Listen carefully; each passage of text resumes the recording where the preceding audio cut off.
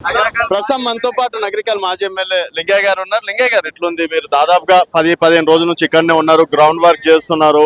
And recent గా బెదిరింపులు కూడా ఎవరు కూడా జూబ్లీహిల్స్ దాటమని చెప్పేసి కూడా అన్నారు. సో ఏందండి, ఎట్లా చేస్తున్నారు? మరి ఆ భయపడి ఏమన్నా ప్రచారం చెయ్యట్లేదా? ఉన్నారు కనిపిస్తున్న ప్రచారం ఏ రకంగా ఉన్నది? కేటీఆర్ గారి రోడ్ షో ఏ రకంగా జరుగుతుంది? నిత్యం ప్రజల్లో డోర్ టు డోర్ తిరుగుతున్నాం. చాలా బ్రహ్మాండంగా స్పందన, ఆదరణ బాగుంది.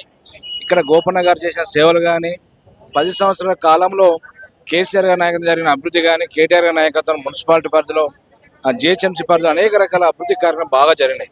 దాదాపు 1100 కోట్ల రూపాయలు ఇక్కడ అభివృద్ధి జరిగిందని చెప్పి ప్రాంతవాసులు గోపన్న ఎప్పుడు పిలిస్తే పలుకుతాడు, మాకు ఏ ఆపద ఉన్న పర్సన్ వచ్చి ఆయనే కలిసిపోతాడనే ఒక మంచి పేరున్నది. ఇలా కాంగ్రెస్ పార్టీ నాయకులు క్యాండిడేట్ ఏ రకంగా మాట్లాడుతున్నారంటే ఓడిపోతాను ఒక భయంతో. ఇలా మంత్రులు 13 మంది మంత్రులు, ముఖ్యమంత్రి అన్నాడు రాష్ట్రాలు ఎక్కడ కూడా ఏ నిక్కలు కూడా ఇట్లా చేయలేదు. ఒక ముఖ్యమంత్రి ఒక రోజు ఇట్లా వచ్చిపోతాడు కానీ 6 రోజుల ప్రోగ్రామ్ పెట్టుకొని తిరుగుతుంటే ముఖ్యమంత్రి గారికి లాగా నడుస్తుంది. పైనుంచి రాహుల్ గాంధీ, ప్రియాంక, సోనియా గాంధీ ఏమంటారు, నా ముఖ్యమంత్రి పదవి ఉంటుందా పోతాన భయంతో 6 రోజుల ప్రోగ్రామ్ పెట్టుకోండి. ఆ 6 రోజుల ప్రోగ్రాంలో నిన్న కాక 2 డేస్ మనం చూసినాం. ఆయన ప్రచారంలో కనబడుతుంది. ఆయన స్పీచ్ ఎప్పుడు చూసినా పాత చింతకాయ పచ్చడా, వానికి ఇంకో మాట వస్తలేదు. కనీసం ప్రజలను ఓటు అడిగే విధానం తెలుస్తలేదు. నేను ఏం చేసినా చెప్పుకునే ముఖం లేదు. ఏమడతారు ఓట్లు? ఇవాళ దానికోసం ఇక్కడ జూబ్లీహిల్స్ ఎలక్షన్ల కోసం ఇవాళ మైనారిటీ సోదరునికి ఇలా మంత్రి పదవి ఇచ్చాడు. మరి 22 నెలల సంది ఎందుకు వెళ్ళే మంత్రి పదవి మైనార్టీలకు? షబ్బీర్ అలీ గారు ఉన్నారు, ఫిరోజ్ ఖాన్ గారు ఉన్నారు, ఎంతో మంది ఉన్నారు మైనార్టీ. ఎందుకు వెళ్ళలేదు? ఎవరు తయారు కనీసం ఈయనకే ఇవ్వాల్సి ఉండి ఎందుకు వెళ్ళలేదు? ఇక్కడ మైనార్టీ ఇప్పుడు మంత్రి ఎవరైతే మైనార్టీకి సంబంధించిన మంత్రి శాఖ మార్చులు అయ్యారో ఆయన ఇక్కడ పోటీ చేసి ఓడిపోయినా కానీ మళ్ళీ 22 నెలలు ఇక్కడ అడుగు పెట్టలే. అంటే అలాంటి వాళ్ళని పెట్టుకుని ఇక్కడ ఒక ఉదాహరణని పెట్టుకుని నువ్వు ఎన్నికల పోతున్నావు అంటే ఇలా ఏమంటున్నావు? మీరు మీ మాటలు కనపడుతుంది. నాకు ఎవరు తోడు లేరు, నాకు ఒక కుడి భుజం లాగా ఉండాలి అంటే నీకు మంత్రులు లేరు, ఎమ్మెల్యే లేరు, పైన అధిష్టానం లేదు. ఇలాంటి వ్యక్తులను పెట్టుకుని హైదరాబాద్ ఇష్టం వచ్చా దునుకోవచ్చు. ఆ పద్ధతిలో ఓటాడడం తప్పితే రిక్వెస్ట్ కడతలేరు.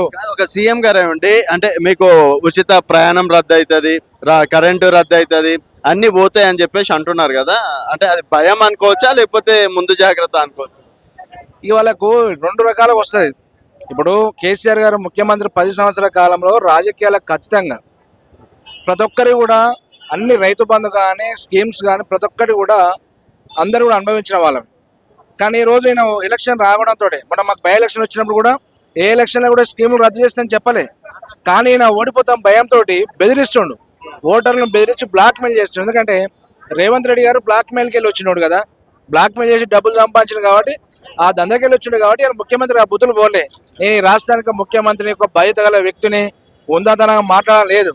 బూతుల పురాణాలు వస్తాయి, బ్లాక్ మెయిల్ చేసి బెదిరించు. అంటే ఇలా ప్రజలను కూడా బెదిరిస్తుండు. జూబ్లీహిల్స్ ప్రజలు ఒకవైపు క్యాండిడేట్ బెదిరిస్తుండు, మరోవైపు ముఖ్యమంత్రి బెదిరిస్తుండు. వీళ్ళకు కర్రు కాల్చి వాత పెట్టడం ఎన్ని బెదిరించినా ఎన్ని అరాచకాలు సృష్టించిన ఎలక్షన్ కూడా ఎవరు కూడా భయపడతాం లేరు. జనాలు ఏమంటున్నారు? ఇదే ఏరియాలో కూడా కొన్ని దొంగోట్లు కూడా బయటపడ్డాయి కదా. దొంగోట్లు చాలా దిక్కులు అక్కడ రాపిచ్చారు, అయినా కూడా మా పట్టుకున్నారు. చాలా దిక్కులో పట్టుకుని కొన్ని అధికారులు కూడా తీసుకుపోయినాం. అధికారులు ఏంటంటే ఇలా ముఖ్యమంత్రి అడుగులు మడుగుతారు కొంతమంది అధికారులు, పోలీస్ యంత్రాంగం కావచ్చు, జిహెచ్ఎంసీ సంబంధించిన అధికారులు కావచ్చు, కొంతమంది చేస్తారు. అయినా కూడా ప్రజలు ఒక చైతన్యం వచ్చింది. ఈ ఎన్నికల్లో ఈ జూబ్లీహిల్స్ ఎలక్షన్లు కావు ఇవి. యావత్ తెలంగాణ ప్రజల యొక్క హక్కులను కాపాడాలి, వాళ్ళ యొక్క ఆత్మగౌరవాన్ని కాపాడాలి. ఇలా రైతులను ఎంత కష్టపడతారు, ఇలా విద్యార్థులకు ఎంత కష్టపడుతుంది, కార్మికులు, కూలీలు, ఇలా హైదరాబాద్ బతికే జీవనాధారం మీద బతికిన రియల్ ఎస్టేట్ మీద బతికే వ్యాపారవేత్తలు కూడా ఇలా ఎంత ఇబ్బందులు పడతారు. అందుకని దీనికి మార్పు జరగాలంటే, రేవంత్ రెడ్డికి ఒక గుణపాఠం జరగాలంటే, పేద ప్రజలకు న్యాయం జరగాలన్నా, తెలంగాణ ప్రజానికి న్యాయం జరగాలన్నా ఈ ఎన్నికల్లో బీఆర్ఎస్ పార్టీని గెలిపాలని ప్రజలు సిద్ధంగా ఉన్నారు. 100% గెలుస్తున్నారు, 100% 14 ఖచ్చితంగా గెలుస్తున్నారు. దాదాపు 100% చెప్తాను. ఎందుకంటే నేను తిరుగుతున్నా కదా, ప్రతి డోర్ టు డోర్ తిరిగినప్పుడు కాంగ్రెస్ ఫ్యామిలీ ఇళ్ళలో కూర్చొని మాట్లాడితే కూడా వాడు రౌడీ అంటే కదయ్యా, తప్ప పాపం వేస్తాం మేము ఒక్కొక్కసారి, మీ మొదటి నుంచి కూడా కాంగ్రెస్ అయినా వేస్తామనే పద్ధతిలో ఇలా ఓటర్స్ చెప్తున్నారంటే ప్రజలు ఎంత అవేర్నెస్ వచ్చింది, ప్రభుత్వం ఎంత కష్టం ఉందనేది తెలిసిపోతుంది. 14 రోజు కలుద్దాం. 100%. Thank you.